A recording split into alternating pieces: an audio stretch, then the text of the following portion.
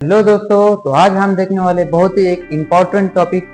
आज हम ट्रांसफार्मर के बाहरी पार्ट देखेंगे और उसका कार्य क्या है, बहुत ही आसान भाषा में हम समझेंगे। ठीक है, तो चलो शुरू करते हैं। देखो, यह है हमारा ट्रांसफार्मर, जो कि ये वाला जो टैंक है, इसे मेन टैंक कहते हैं, जिसमें पूरा ट्रांसफार्मर का अंदर का मटेरियल होता है।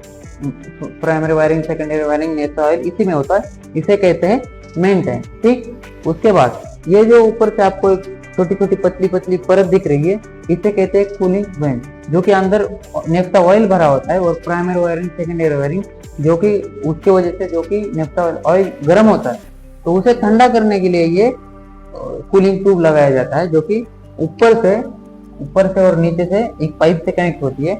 जैसे ही ऑयल अंदर गर्म होता है, उबलता है, तो ऊपर से होकर इसमें से इस कूलिंग ट्यूब से थोड़ा थोड़ा करके नीचे गिरता है।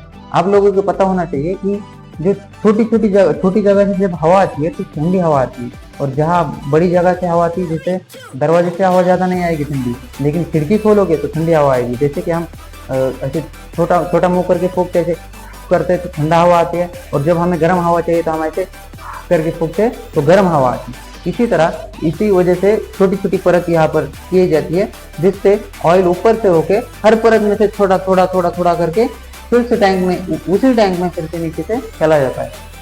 ठीक, इसकी वजह से नेफ्टा ऑयल ठंडा होता है, ठंडा करने के काम आता है। इसे कहते हैं कूलिंग ट्यूब, याद रहेगा। ठीक, इसके बाद हमारा आता है कंजर्वेटर टैंक, जो कि ये ऊपर टैंक के ऊपर जो छोटा वाला टैंक होता है, इसे हम कंजर्वेटर टैंक कहते हैं। ये हर टाइम मतलब जब भी ये ट्रांसफार्मर नया होता है, इसे आधा भरा जाता है। अब ये आधा क्यों भरा जाता है? देखो, जैसे हम दूध उबालने रखते हैं, एक तो दूध उबलने के बाद उसे एक तो उबलने के लिए जगा दो या उसे ठंडा करके दबाओ। वैसे ही ये कूलिंग ट्यूब है, जो नेफ्टा ऑयल को जो उबलने के बाद ठंडा करने के काम आता है। और दूसरा, जो ऑयल उबलता है, उबलने के लिए जगह चाहिए। बंधे हुए पूरे टैंक में उबल तो नहीं सकता। जब ये उबलता है तो ये ऊपर से कंजर्वेटर टैंक को कनेक्ट होता है। इसे उबलने के लिए जगह ये कंजर्वेटर टैंक देता है, इसे उबलने के लिए जगह। ठीक, और जैसे ही उबलता है तो ये कूलिंग ट्यूब अपना काम करती है, इसे ठंडा करने के काम करती है। ठीक, इसके बाद यहाँ पर एक होता है थर्मोमीटर। थर्मोमीटर का काम होता है अंदर की ऑयल कितना गर्म है, अंदर का टेम्परेचर ये थर्मोमीटर पे दिखाई देता है। ठीक, और इसी के साइड में जो कन्वर्टर टैंक को और मेन टैंक के बीच में एक लगा होता है, इसे कहते हैं बुकुज रिले। ये बुकुज रिले क्या काम करता है? बुकुज रिले अपने आप, जैसे अंदर कुछ भी खराबी हो, कुछ भी गैस हो अंदर, और अगर कुछ खराबी हो, ज्यादा टेम्परेचर हो, तो ये पहले तो सिग्नल दे देता है। एक दो बार सिग्नल दे देता है पूरे ट्रांसफार्मर के इसको, और अगर सिग्नल पे बंद नहीं हुआ तो ज्यादा खराबी होने के बाद ये अपने आप पूरे ट्रांसफार्मर को ट्रिप कर देता है। ठीक, अगर बुकुज रिले को कुछ हो जाए, टेम्परेचर बढ़ जाए, तो ये फट सकता है। इसलिए ना फटे, इसलिए एक एक्सपेंटेड वाल्व लगा होता है, एक्सपोजेशन वाल्व।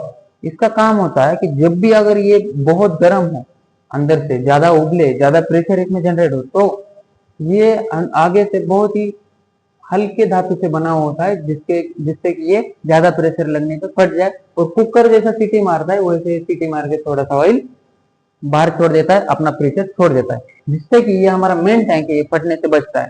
ठीक, और उसके बाद जो कन्वर्टर टैंक होता है, ये आधा भरा होता है, मैंने अभी बताया, और इसमें नेफ्टा ऑयल भरा होता है। नेफ्टा ऑयल क्यों भरा होता है? क्योंकि नेफ्टा ऑयल जो है ये लाइट को आदान प्रदान नहीं करने देता, ये कुछ अलग होता है।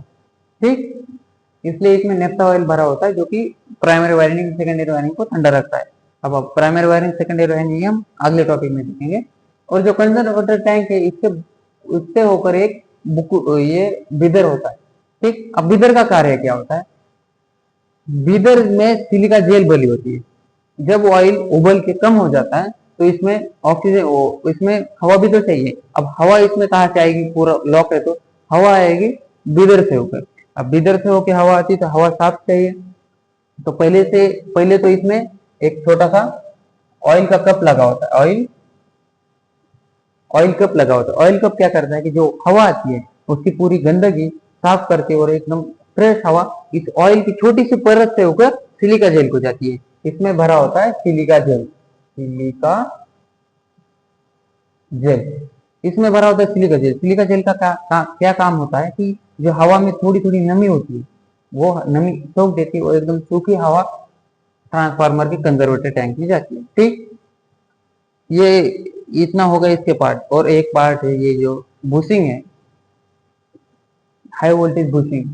ठीक, अब इसका काम क्या होता है? हाई वोल्टेज बुशिंग जो होते हैं इंसुलेटेड होते हैं, जो कि बिना बॉडी को टच किए बगैर तार को करंट दे देती है। ये हाई वोल्टेज है, मतलब दो हाई वोल्टेज होते हैं और तीन हाई वोल्टेज होते हैं और तीन लो वोल्टेज के बुशिंग लगाए हुए होते हैं।